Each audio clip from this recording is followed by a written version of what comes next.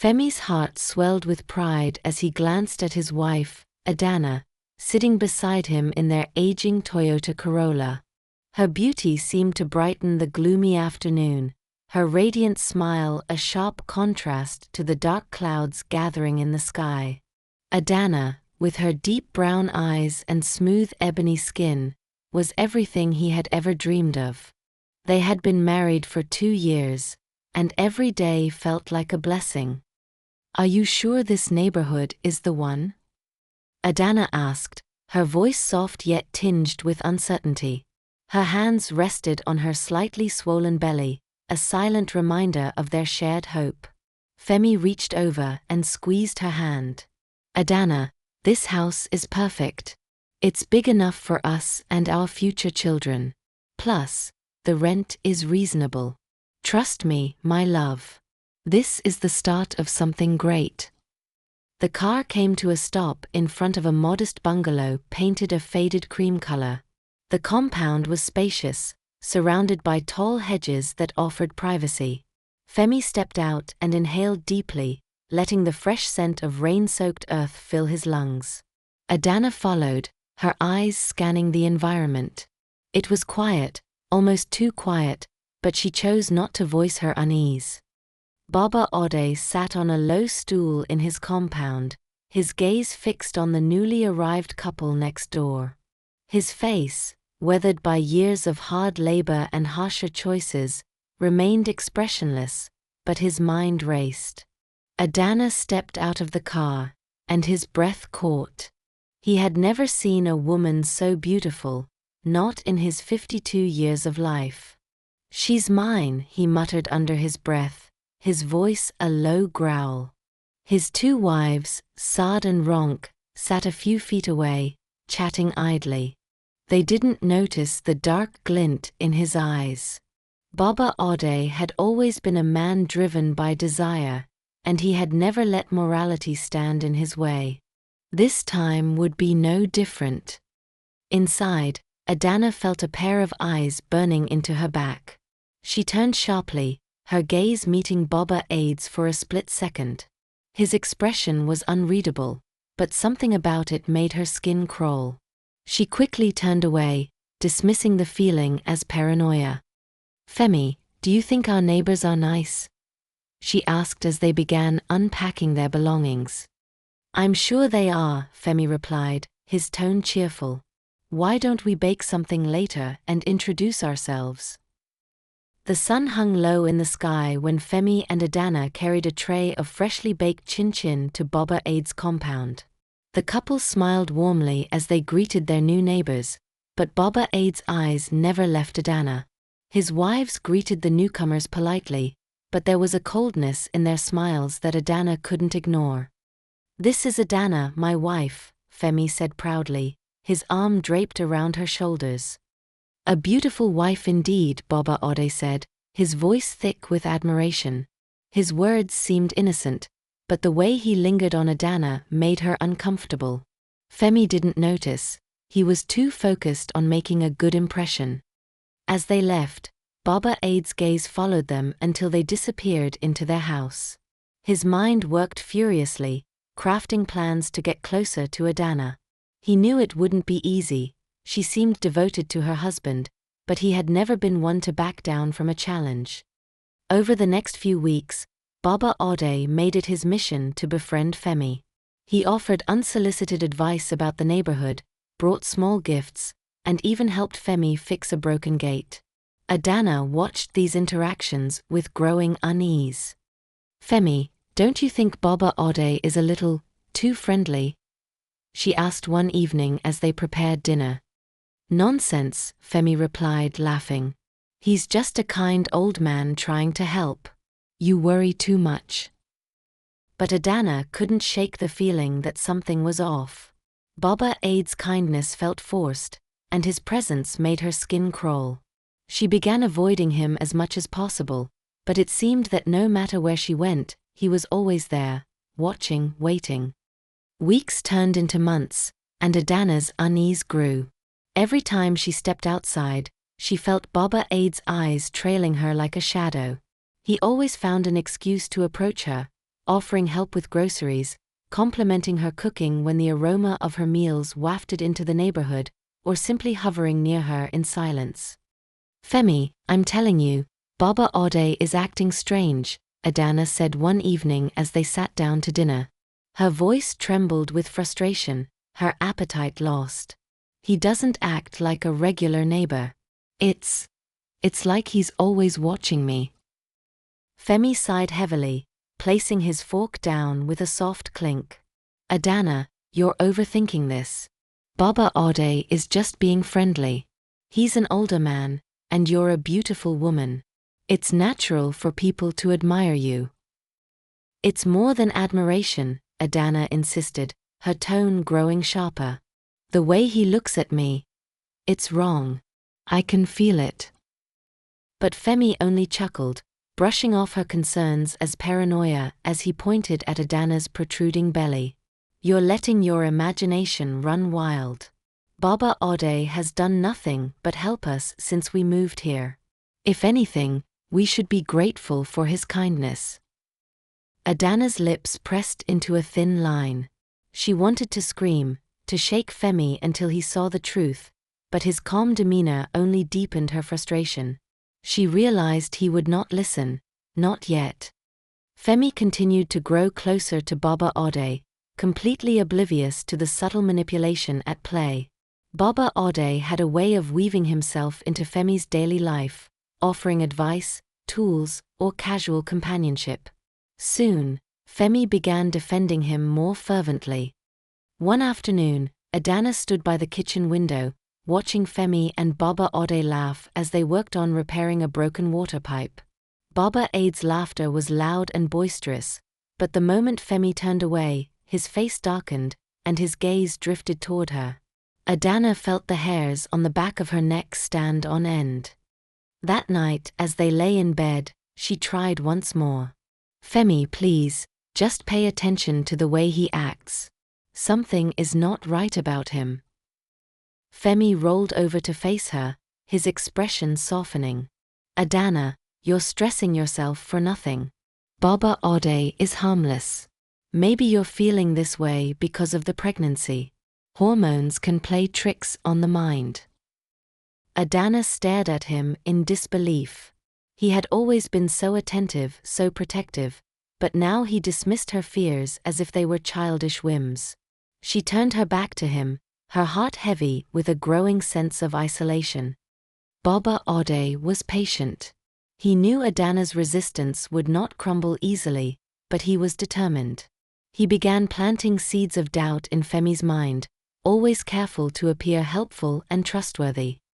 "You're a lucky man, Femi," Baba Ade said one afternoon as they shared a drink in the shade. "Your wife is not only beautiful but hardworking too. But women like that, they attract attention. You must always keep your eyes open." Femi frowned slightly, the words settling uncomfortably in his mind. "Adanna is devoted to me. I have no reason to doubt her." Of course, Baba Ade said, raising his hands in mock surrender. "But as men, we must be vigilant. Even good women can be led astray if the wrong person gets too close." Femi laughed nervously, brushing off the comment, but the seed had been planted. Baba Ade's words lingered, creating a faint shadow of doubt where there had been none before. Adanna's breaking point came one morning when she found Baba Ade lingering near their front door, pretending to examine a loose hinge. She froze, her heart pounding. His presence felt invasive, his intentions unmistakable. "What are you doing here?" she demanded, her voice firm despite her racing pulse. Baba Ade straightened, a sly smile playing on his lips. "Just trying to help, Adanna. Your husband mentioned this hinge was loose, and I thought I'd fix it for you." "We don't need your help," she said sharply, her tone leaving no room for argument. "Please stay away from me." Baba Ade's smile faded, replaced by a cold, calculating expression. "Adanna, I mean no harm. But be careful how you speak to me. I'm not your enemy." The words sent a chill down her spine, but she stood her ground. When Femi returned home that evening, she relayed the incident, her voice trembling with anger and fear. "Femi, he was standing right by our door, uninvited. If you don't talk to him, I will." But Femi only shook his head, sighing in exasperation. "Adanna, you're being rude for no reason. Baba Ade is just trying to be helpful. You're overreacting." Adanna stared at him, her eyes filling with tears. "Why won't you believe me?" she whispered. Femi's silence spoke louder than words, and for the first time, Adanna felt truly alone in her marriage. Adanna grew increasingly wary, feeling trapped in her own home.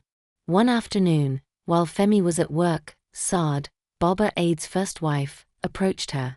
Adanna was surprised. The older woman rarely spoke to her. Saada's expression was guarded, her lips pressed into a thin line. "Adanna, can we talk?" Saad asked, glancing over her shoulder nervously.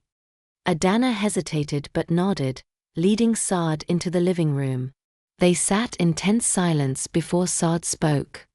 "Be careful with Baba Ade," she said, her voice low. "He is not the man you think he is. He gets what he wants, no matter who stands in his way." Adanna's heart skipped a beat. "What do you mean?"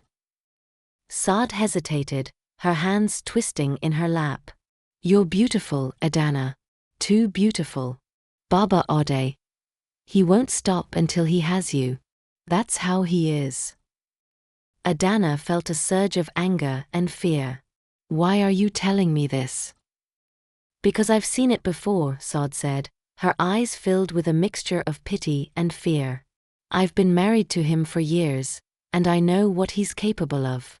Protect yourself." Before Adanna could respond, Saad stood and left quickly, as if she feared being caught. Adanna sat in stunned silence, her mind racing. Saada's words confirmed her worst fears, but they also ignited a spark of determination. She wouldn't let Baba Ade destroy her peace. The next day, Adanna decided to confront Baba Ade herself. She found him lounging in his compound, chewing on a stick of sugarcane. He looked up as she approached, his face splitting into a grin. "Adanna, what a pleasant surprise," he said, his tone oily. Adanna squared her shoulders, her voice steady. "Baba Ade, I'm here to tell you to leave me alone. Stop watching me, stop coming to my house, and stop pretending to be helpful. I know what you're doing." Baba Ade's smile faltered, his eyes narrowing. "I don't know what you mean, Adanna. I've done nothing but show kindness to you and your husband." "Kindness?" Adanna scoffed. "Stalking me isn't kindness. If you don't stop, I'll report you to the authorities." Baba Ade's expression darkened, and for the first time, Adanna saw the full extent of his malice. "You think you can threaten me, little girl?" he said, his voice low and dangerous. "You don't know who you're dealing with." Adanna turned and walked away, her hands trembling. She had stood her ground, but Baba Ade's words left a lingering chill in her heart. That evening, Adanna recounted the confrontation to Femi. She hoped he would finally see the truth, but instead, he looked furious. "Why would you go and confront him like that?" he demanded, his voice rising. "Do you want to cause unnecessary trouble?" "Unnecessary trouble?" Adanna repeated, her voice incredulous. "Femi, he's harassing me. I can't just sit and do nothing." Femi rubbed his temples, clearly exasperated. "Adanna, you're blowing this out of proportion. Baba Ade has done nothing to harm you. You're making us look bad in this neighborhood." Adanna stared at him, hurt and anger swirling in her chest. "Do you even care about how I feel?" she whispered. "Do you care that I'm scared in my own home?" Femi looked away, unable to meet her eyes. "I care, Adanna. But I think you're letting fear cloud your judgment. I'll talk to him if it makes you feel better, but I don't believe he's a threat. Adanna shook her head, realizing that Femi's blind trust in Baba Ade was as much an obstacle as the man himself. The tension in the neighborhood grew thicker by the day. Baba Ade began finding excuses to visit Femi more often, always timing his appearances for when Adanna was alone or vulnerable. One afternoon, as Adanna hung clothes on the line in their backyard, she heard footsteps behind her. Turning, she found Baba Ade standing uncomfortably close. "I told you to stay away from me," she said sharply, stepping back. Baba Ade smiled, his teeth gleaming. "I just came to talk. You can't avoid me forever, Adanna. It would be easier if you just accepted my affection." Adanna felt her chest tighten with panic, but she refused to show weakness. "Leave now, or I'll scream," she warned.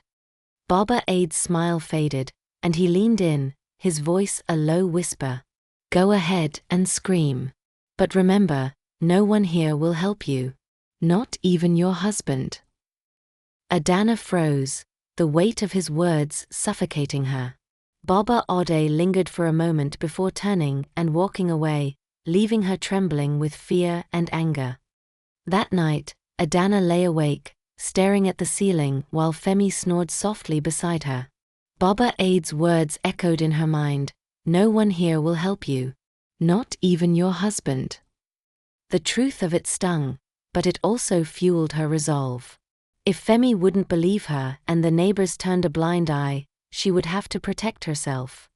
The next morning, Adanna made discreet inquiries around the neighborhood. She learned that Baba Ade had a reputation for getting what he wanted, and most people feared him too much to intervene.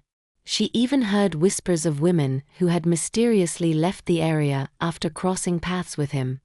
Adanna decided to document everything. She kept a small notebook where she recorded every unsettling interaction with Baba Ade, including the time, place, and his exact words. She also began saving money in a hidden envelope, preparing for the possibility of having to leave quickly. Though fear gnawed at her, Adanna refused to let it paralyze her. She would not allow Baba Ade to destroy her family or her sense of self. Thank you for listening to today's story. If you enjoyed it and want to hear more captivating tales, don't forget to subscribe to the channel and hit the notification bell so you never miss a new upload. Your support means the world to us. See you in the next story.